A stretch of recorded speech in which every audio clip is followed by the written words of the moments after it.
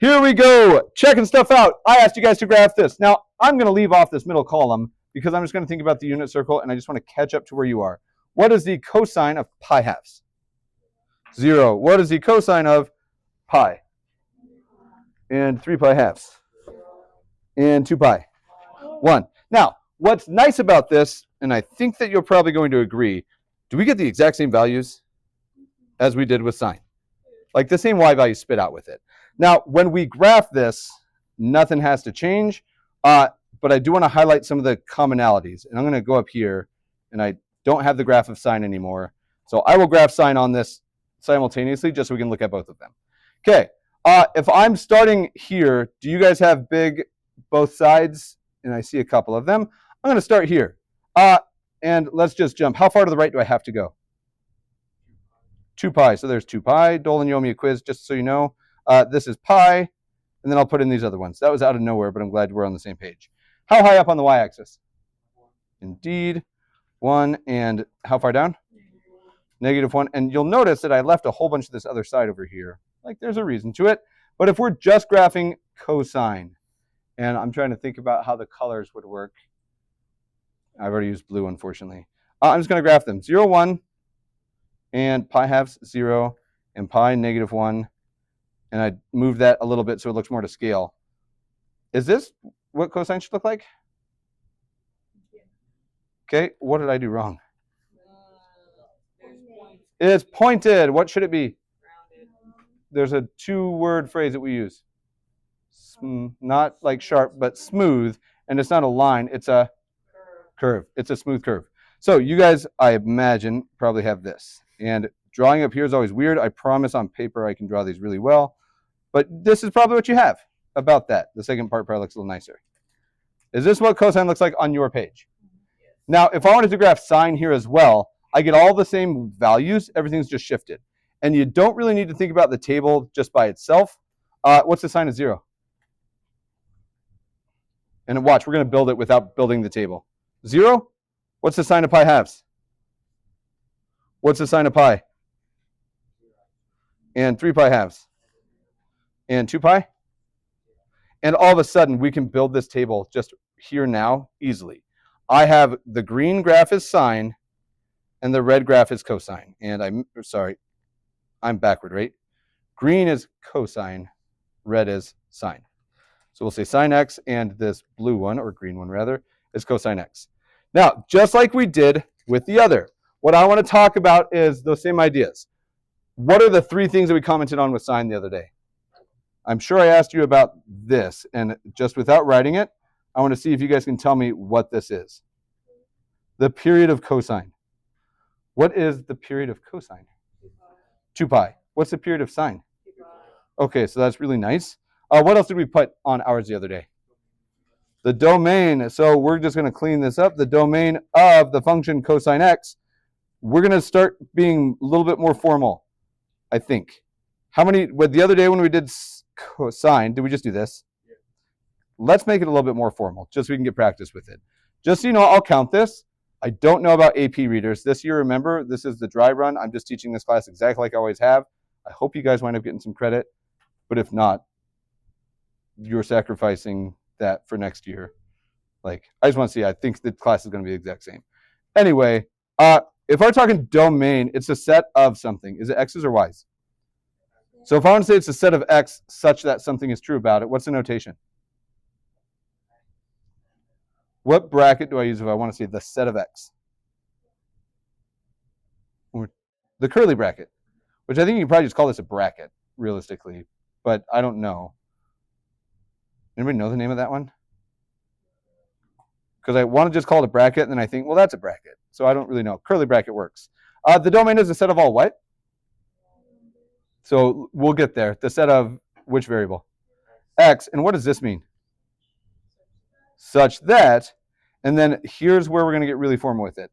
X is in which larger interval or set? Real. If you write just the Blackboard R, this is the real true statement that we should be writing. This is the set of all x such that x is in the real numbers. That's what it really is. When you just write the Blackboard R, it's the lazy man's version of this, which is valid because I've been, we do that. I'm also kind of lazy. What about the range of this? The range of the cosine of x. It's a set of all y such that what? We could say it's y is in the interval from -1 to 1. Is there another way we could word it? How? So you could do it with an inequality, right? We could do, and I'm going to write these all. Y is in from where to where? -1 to 1. And why did I use square brackets? They're included, right? Okay, I could also do this. -1 is less than or equal to y is less than or equal to 1. Equally valid. Good. Here's my challenge for you. There's a third way that we could write this that you know about. How far do we get away from 0 is my hint. I'm going to give you 30 seconds to brainstorm with your neighbors. I want to hear the thunder.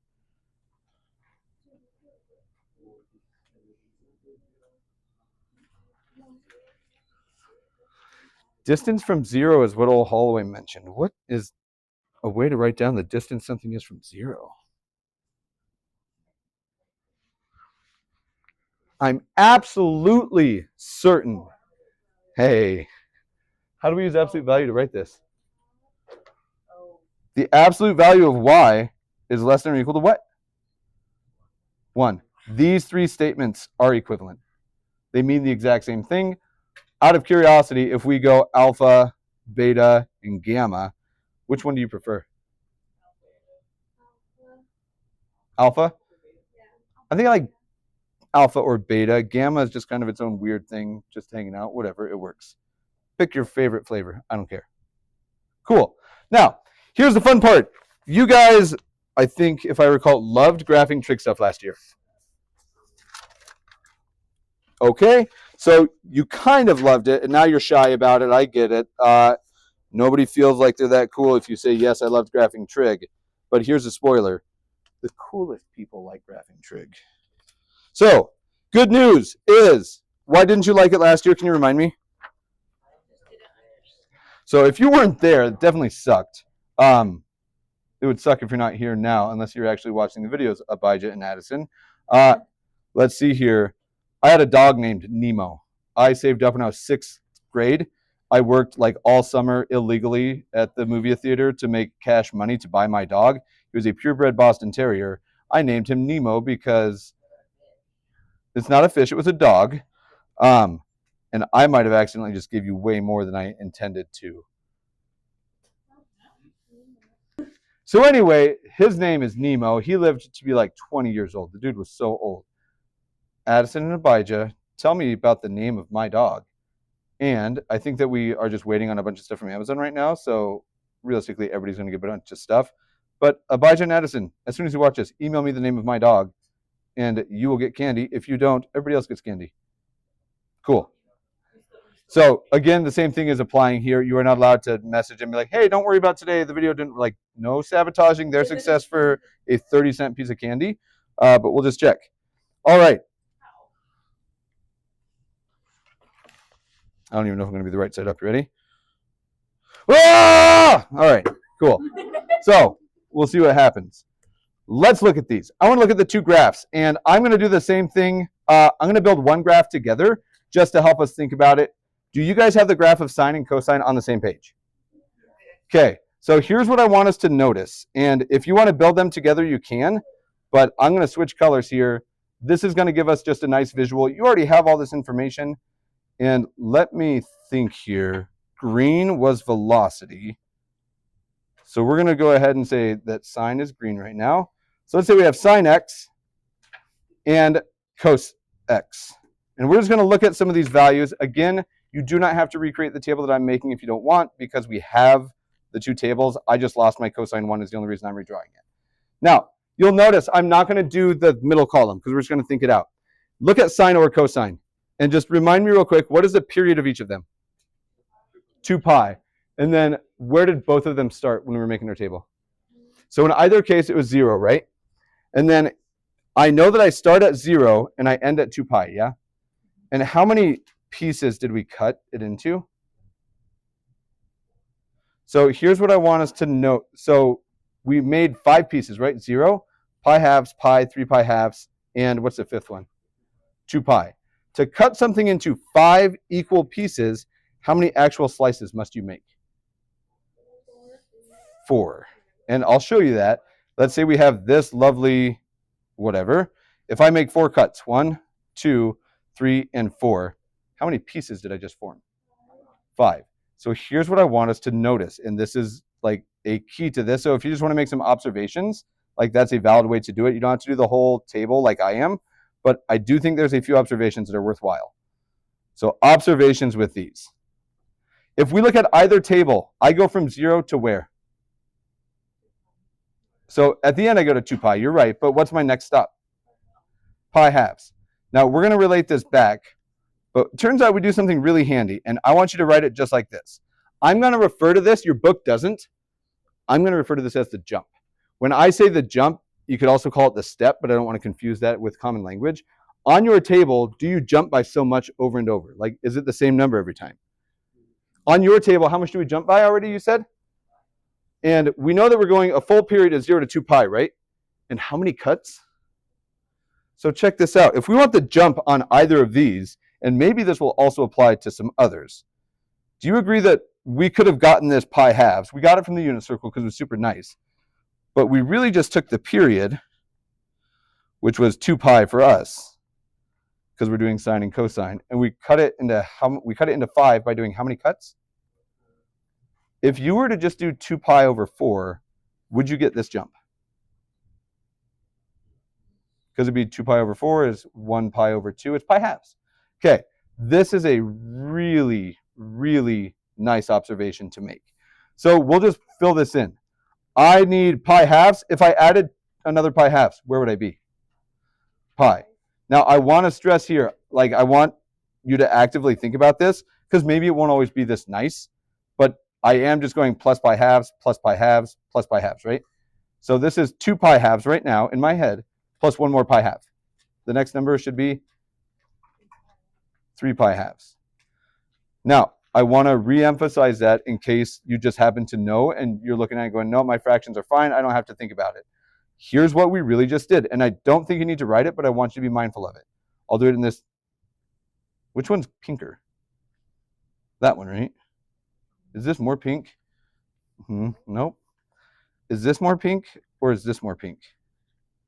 Definitely the first one. The second one's purple, right? Hey, okay. I can see colors. Okay.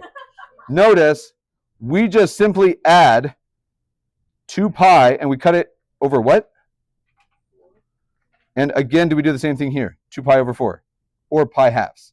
And I'm going to write plus pi halves on this one.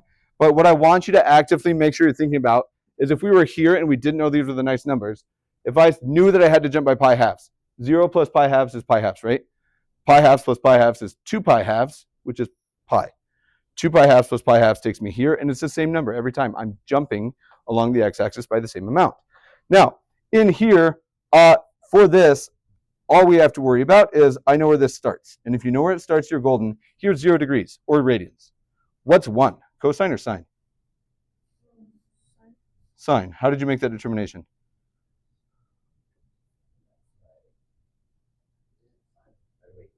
Sine is not 1 here. Because think about, notice like my arm is out like this for a reason. At this point, is sine or cosine the x value?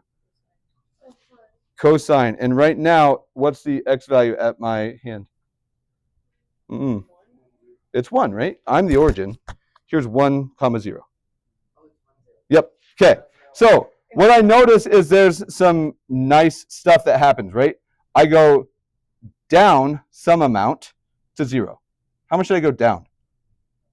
So I'm just going to notice some other things here as I'm jumping, and I'll help you guys help me do this. And then I go down again, right, to -1. And then I turn around and I start working my way which direction? Up. And up again, right? So what I want to kind of observe here is that the jump, and I'm just going to be very specific here. Over here, I'm going to write x change. And you know what? There's an easier way to write the change in x. Why do I write the word change? Delta. This is a jump in the delta x direction. For the y direction, once we get these values, what's the most I change in the y direction? between any two, I change at most how much? So we're just going to say we change, and I'll make this observation over here, in the y direction, our y values change by, now we could just write 1, but I'm going to be much more specific, and there's a reason that we're doing this. It's going to make everything we do later. What's the biggest distance from very highest to lowest low for the graph of sine? What's the highest high it gets to? 1. What's the lowest low it gets to? What's the distance between them? So if we look at this, we can say our y values change by, how would we word that? If I just wanted a change of 2, so we'll just say range difference,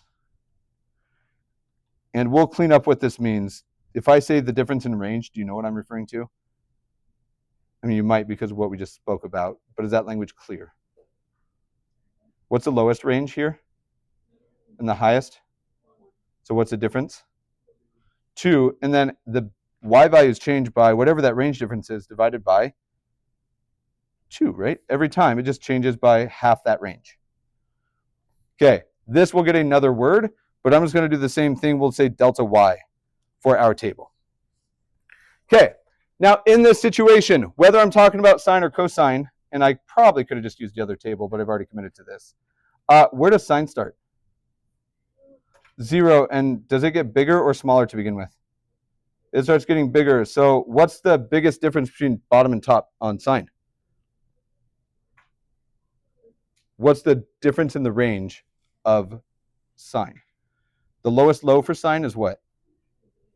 -1 and the biggest? Do we agree that there's a range of 2 total then?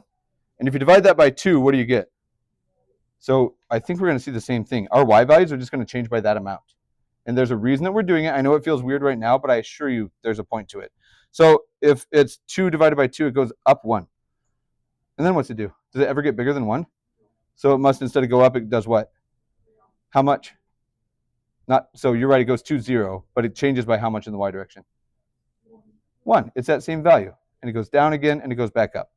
Now, we could have done it here, but there's a really, really important reason. We're going to summarize all of this. We're going to graph some uglier functions. We have graphed the 2 most basic of this type, which are the what functions? So you're right, but what do you call the simplest function of any type? It's the parent. Now, if we can graph the parents, everything after this is just a child then. It's some change to that parent function. And I know that seems silly, but I think the language works. You have characteristics similar to your parents, but you're not your parents, I don't think, unless you're clones of your parents, and I don't know it. Cool. Let's get hardcore. So we're still in this section where graphing sine and cosine, I believe, is what it's called. But here's what I want us to graph. I'm only going to write it for one of them, and we'll do it for both of them, but you'll see why. Instead of just graphing the lame, old, boring y equals sine x or y equals cosine x, I want us to consider the following. And I have no preference on what we go with. Do you want sine or cosine?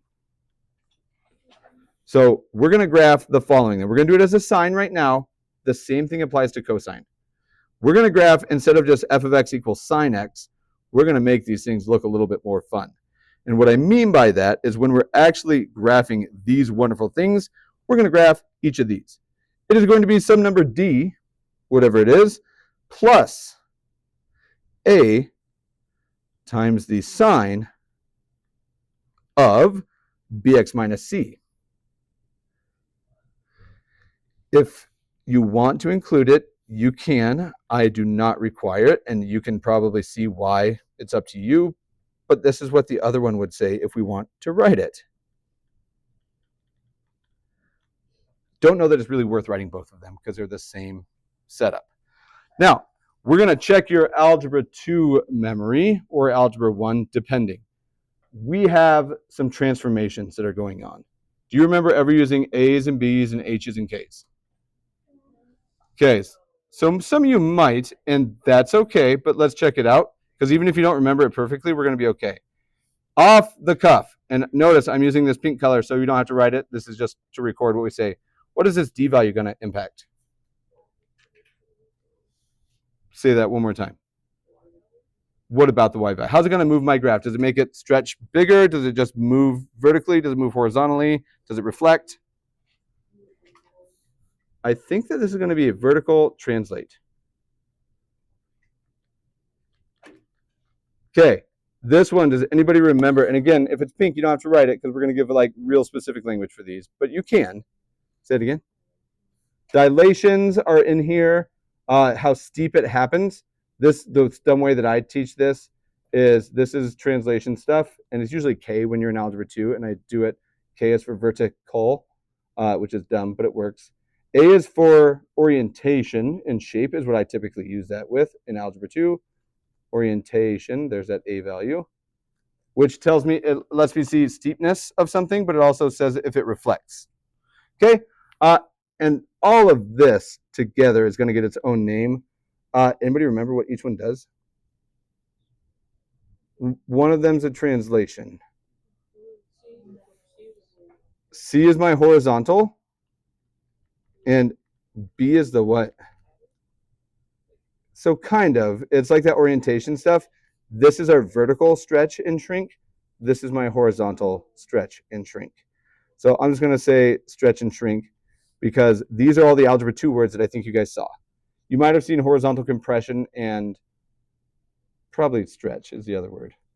Okay, now with these, all this kind of rings a bell, or at least vaguely familiar to you. Here's the cool part. When we switch to doing these trig functions, they're all going to have the same impact, but they get specific languages, and the language is going to match really, really well. So we're going to try to go through each of these and learn the new terms to them, and we'll see that they actually work really nicely. So when we're graphing these, it all comes down to, can we find the period of it? Do we know how tall it has to get? And that's pretty much it. Do we know how much we have to jump by? If you can answer those 3 questions, it's easy to graph these. Now, when we're doing these, we're going to go back and forth between Desmos to see if we can't make sense of this. How much do you know about waves, just in general? Ocean waves, light waves, don't care what kind of wave we're looking at. Weird. Do you know anything about waves? So maybe. I'm going to draw a wave here. I don't need you guys to draw it. I just want to know, what do you know about waves? So there's a wave. What's this? Wavelength. I agree with you. What is this? Amplitude. What is this called on my wave?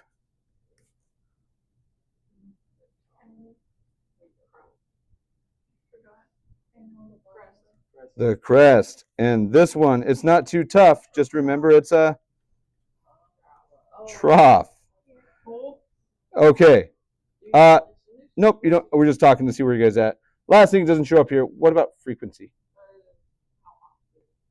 It's how many cycles it does per second, right? So like the frequency of our trig functions is 1 cycle per every 2 pi radians. Like that's how we define it. Now, as we're looking at those, if you know those parts of your wave, and lambda is for the wavelength, that's the only one I didn't right there. Turns out that if you guys know those, and if you knew all of them, awesome. If you didn't know all of them, awesome. You'll still be fine. We're going to use a lot of the same words. So let's start off. To begin with this, we're going to give ourselves some nice definitions. We're going to give ourselves A, which, any guess on what A might represent from before? Amplitude. It's the same word. We're going to talk amplitude and period. Now, in these, if you want me to be more wordy than I'm about to be, please don't hesitate to tell me, because I'm going to try to cut out a ton of words. Like, we're going to try to just get right to practicing. The amplitude, Dolan, you were able to pick it out like right away. A is for amplitude, first and foremost. When we drew the amplitude, was it the whole height of the wave? It was just this part, right?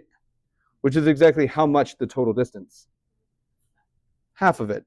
Notice what we did before. This is awkward to word it here, but we saw exactly this. If you look at the graph, it goes a total distance of 2. Half of it is how we decide we're doing that delta y. So amplitude, we'll just define it really quickly. This one is 1/2 the vertical change.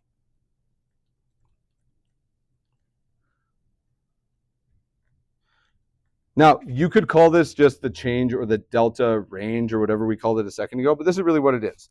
If I know the amplitude of a cosine function, for example, if I know it's twice as tall, instead of going from 0, sorry, we'll look at sine. Instead of going from 0, 0 to 0, 1, if it were twice as tall, it'd go from 0, 0 to what? We'll do this problem because there's way too much just to think it out. Okay, we'll come back to this. Half the change. Now, the period, this part is incredibly important. It's going to be the same for all of our trig functions with a small change. What is the period of both sine and cosine? 2 pi. Now, when we do this, one of these values in here is going to change the period of my function. What I want to do, rather than just telling you, is let's bounce over to Desmos, and I want to address this first amplitude statement, and then we'll also figure out which one of these things impacts the period. So here we go over to Desmos. We'll do some fun over here. Okay, we'll knock out the amplitude idea first. If I were to graph y equals sine x, it's just going to look like sine, normal, nothing crazy about it. So I'll do that. We'll get it up here. Here's a graph of y equals sine x. There should be no surprise. If I look, the highest it gets is 1, and the smallest it gets is -1. What's its amplitude then? Half the vertical change would be what? 1, which is exactly what we jump by between step and step. Cool. Awesome. What if I wanted to make this 2 sine x? And I'm going to turn it off before we can see it here. We'll do x squared just so it looks crazy for a second. And I'll turn it off. What did I just change about my function? Of a, b, c, and d, I changed the amplitude, right?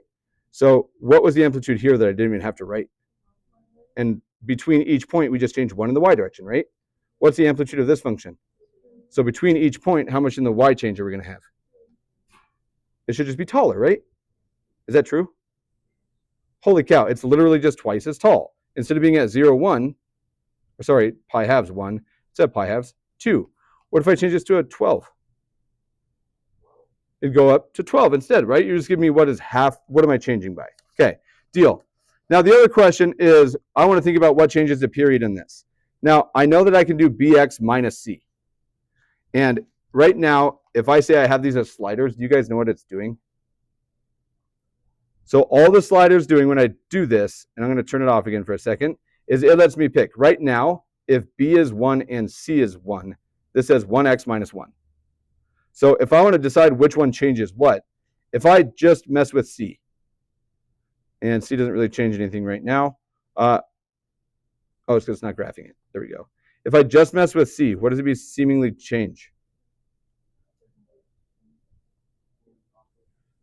It is the horizontal, exactly like you told me. Is this change the period of this at all? Like if I look at it, and we'll just make it nice. Right now, it goes 2 pi radians before it repeats. And if we put it at 0, so it's just the original, from here to 2 pi, which is right here, that's 1 period of sine. If I move this a little bit, is it still 2 pi? Like it's not any wider or thicker, right? Okay, so c doesn't change the period of it. Okay, deal. I'm going to put it back to 0, so it's just a regular one. Let's try changing b. Does this change the period? So here's what I really want to notice, though. My original period was what? 2 pi. When I change this to a 2, and I'm going to get it changed, I'm just going to look here. You guys tell me when to stop when I've run through a full period. Okay, so I'm going to start here, and we're going. Right here? So what I see is that sine shape, and I'm back to 0. Well, when I made b2, what happened to the period? It was half as big, right? What if I make it 4? What do you think the period will be if I make it 4? Why? You're taking pi, or 2 pi, and you're cutting it by 4, right? So let's see, pi halves. Is that a full period between there and there? It is pi halves. What we've just worked out is, and I think we had this above, but if I want to find the period of a trig function, sines and cosines are nice, and that's what we're talking about now, the period of any function that we're graphing is simply going to be 2 pi divided by what? B in this case. This is it. Now, here's the other weird part. Not weird, that's not the right word. Have I lost you yet? Okay, can we keep adding little bits and pieces to it?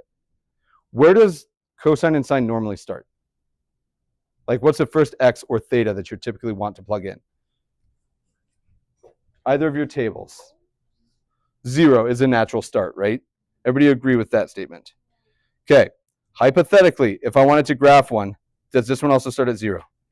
So that's really convenient, right? Like my table would have the exact same values.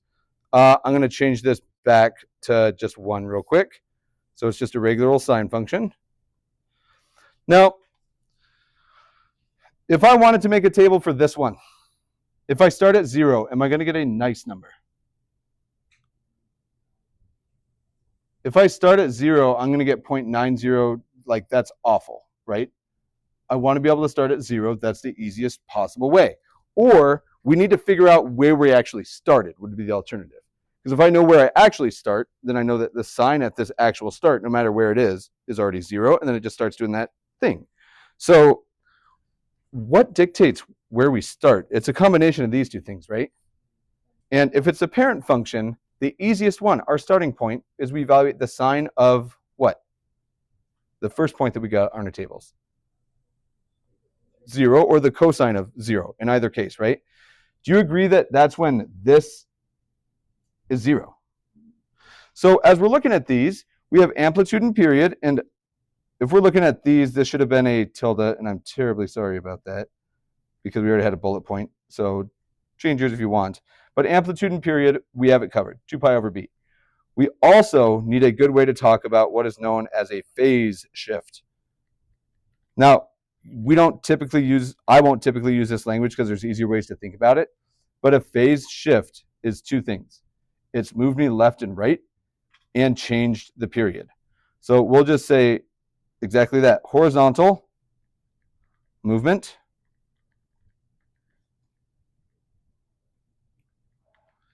and period change. Now, more formally, we could like sneak this in. I don't think I really want to be too crazy about it. I don't care a ton about it. I'm fine with just thinking about the phase change as being where does it move to where it starts. Okay.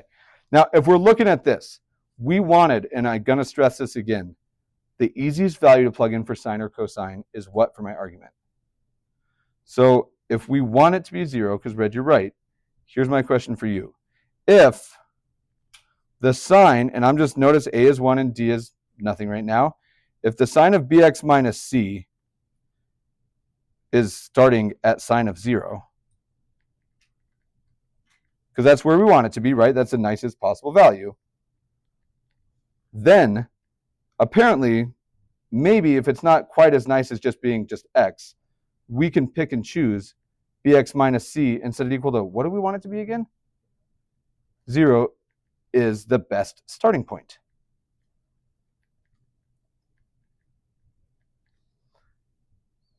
Now, there's a little bit more to this, because right now, you don't have a bx minus c to plug in on your table, do you? You only have an x value to plug in, which means we need to solve this for what? So we set it equal to 0, but are we solving for b, for x, or for c, do you think? We solve for x. So we're going to say solve this, solve, and use this x first. And we're going to put all this together. I don't know that I'll give you homework tonight. We'll see. It just depends on how it's going. Okay. Only 1 or 2 more little pieces. One of them your book doesn't even mention. We've talked about the amplitude and the period. We've talked about the phase shift, so moving left and right. And we'll do an example putting all this together. What letter haven't we talked about? Let's see, we have A, we have BX, and C. What does D do? Cool. D just shifts everything up or down. So we'll just say vertical translation. And if you guys are okay with this, I'm okay with it.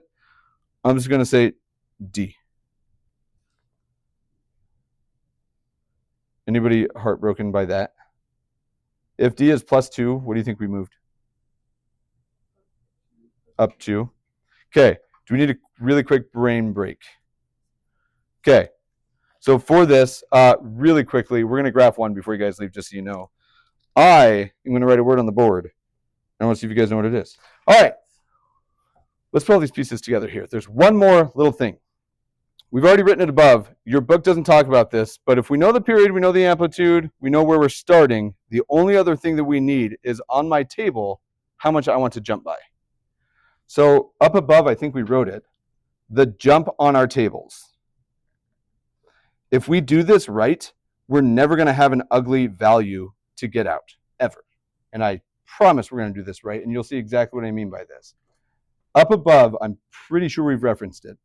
How do we find how much we're jumping by on the table? So we take the period of the function, and I'm going to be very specific, period of function, and we divide it by 4. Now, depending on how this shakes out, what I want to be very clear with is to find the period of a function. If it's sine or cosine, it's 2 pi over what? Not 4 yet. Look up above. How do you find the period? It's 2 pi over b. So this is the period of the function that we're talking about, and then you would divide this by 4. This is how it shakes out with individual functions. If it's a nice function and the period's 2 pi, then awesome. It's just 2 pi over 4, but it could change. Okay, we're going to do this a little bit different just in the interest of time. We have 10 minutes. We're going to do a gross one together. And 10 minutes is plenty enough to get through a kind of gross one together. But as long as we treat each little part like it's its own little thing, none of these problems are really going to be gross. Okay, feels similar to last year's stuff a little bit, I imagine. All this seems kind of familiar. Okay, did you ever do the jump? Oh, this makes these problems so much nicer. I just want to stress, and I stress a lot. I'm not really stressed about anything right now, just so you know. Lost my train of thought, so I don't know what I was going to stress about. Apparently nothing too stressful. Let's do some examples. So we're going to sketch each of these with a table. And for this, just to save some time, I'll tell you, if we want to be very wordy, I'm going to write the things that we're going to calculate out because I want us to use these. And you will use these pretty much every time. Cool. I just don't want to write them twice because we're going to find them anyway. Here's how I graph these and how I would recommend that you graph it. Let's just make a monster of a function. F of x is what?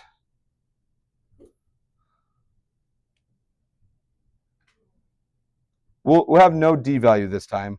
What's your favorite a value? 3. Okay. Are we graphing sines or cosines? Ooh, you want to make it a fraction? 3 times the cosine of 6x minus 7. I'll just stop there. All right. Yuck, first of all. Meh, not terrible, second of all. Right off the bat, I want us to identify a few things. Now, this one, I'm going to be honest, I don't typically do myself. Like, I think about it, but I never normally write it down. But we're going to work everything out for this one. Okay, I'll put an asterisk next to the one that I don't really truly always do. What is the amplitude of this function? I'm going to write amp. 3, which means each time I put a new value on my table, it changes by 3. That's it. Okay, can you tell me what the period, or help me find at least the period of this function? We take 2 pi and we divide it by something over b. Now I'm going to write b here. What is b though? So it's 2 pi over 6, and let's clean this up.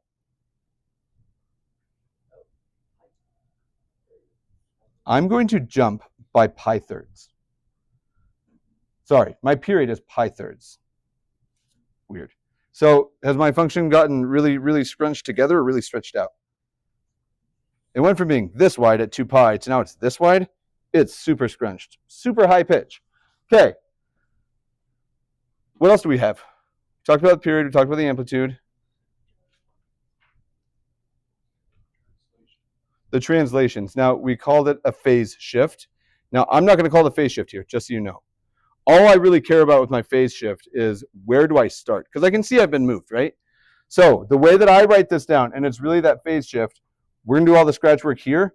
But let's have the starting, and normally I would just write start, but we'll say starting x value for like being really specific here. I need to know where's the first place on my table that I'm going to choose. Now, what is the current argument of this cosine? 6x minus 7. And the first value that I plug in, I want it to be what? 0. So we're going to do a little bit of thinking. I want bx minus c, which is my argument, and we'll clean it up here, to be 0. Are we all agreed with that? It's nice, it's easy, so nice to calculate. Instead of bx minus c, let's use our actual values. 6x minus 7. Are you like, and I didn't ask a question, so I was kind of waiting, but I didn't know. Can you guys solve this for the x value that we should choose first? And it's going to be ugly this time. Again, we're doing a really ugly one together. Add 7, divide by 6. The very first x value that I pick on my table is going to be 7/6. Yuck.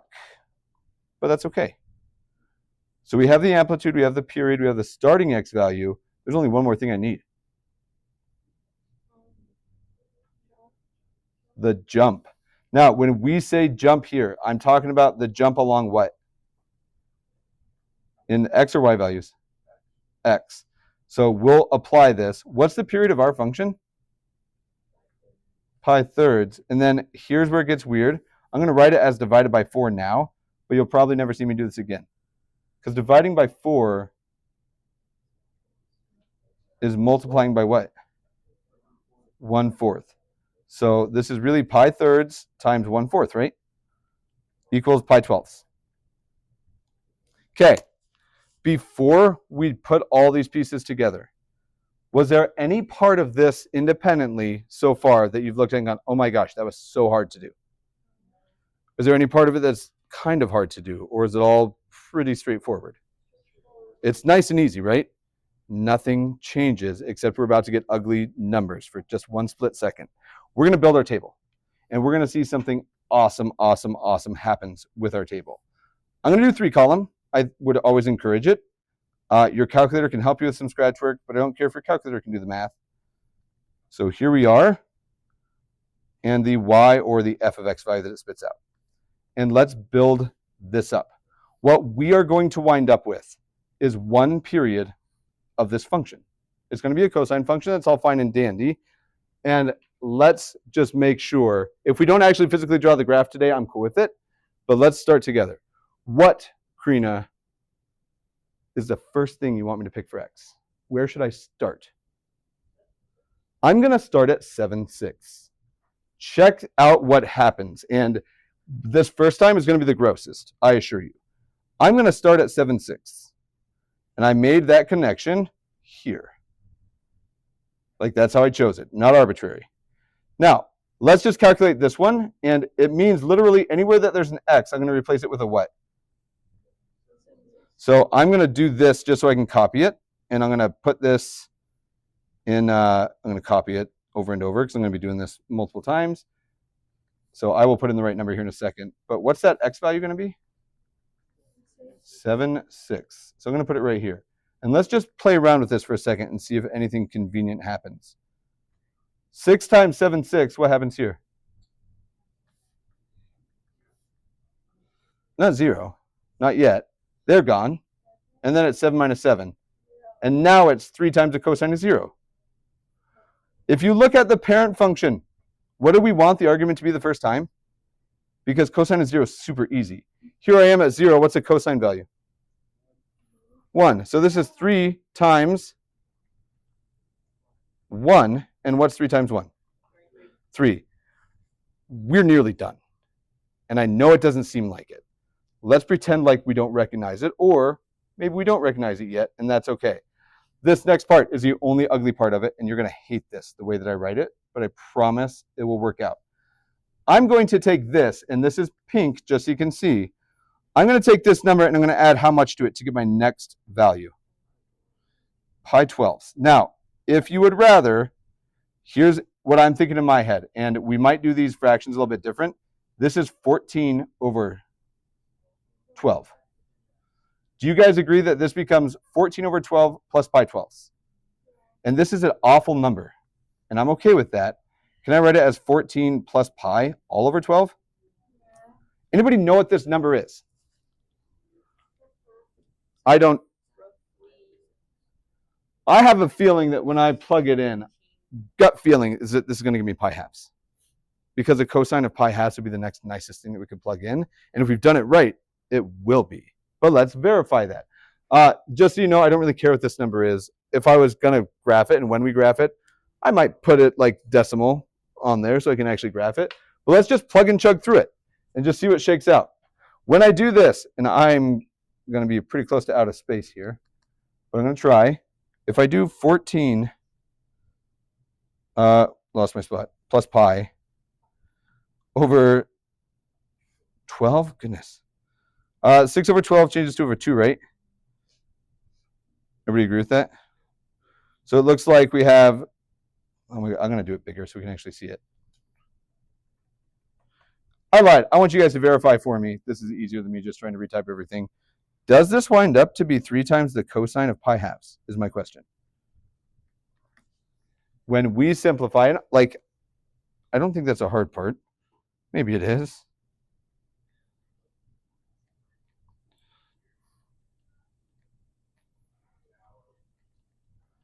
I'm going to do some scratch work in here just to verify. That's over 2 now, right? Which is 7 plus pi halves. In here now. Minus 7. Hey, is it pi halves? And what's the cosine of pi halves? 0 times 3? What do we say the amplitude was?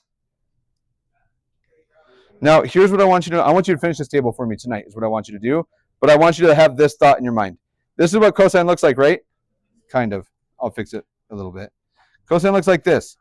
It starts and goes down, down, up, up, right? Check it out. Did we just go downward? I am certain that we're going to go down another amplitude. I'm going to help you for the other part of it. If we went down one more time, what would it be at? And then we go up and up. These are the values that you're going to guaranteed get if you do it correctly. I will see you cool cats and kittens tomorrow. Finish this table. You don't have to graph it, just the table. Peace out.